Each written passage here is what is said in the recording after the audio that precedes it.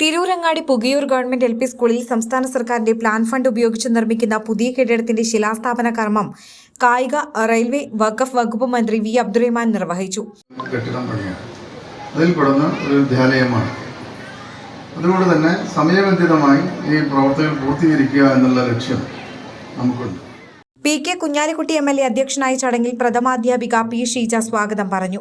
Vengara block panchayat president Benseera teacher, AR Nagar ഗ്രാമപഞ്ചായത്ത് president Rasheed Kondanath, ആരോഗ്യ വിദ്യാഭ്യാസ സ്ഥിരം സമിതി അധ്യക്ഷ C Jisha, vice president Sreeja Sunil, block member AP Abdul Azeez, AOT Pramod Kumar, BPC KM Noushad, PTA president K Jinesh എന്നിവർ പ്രസംഗിച്ചു.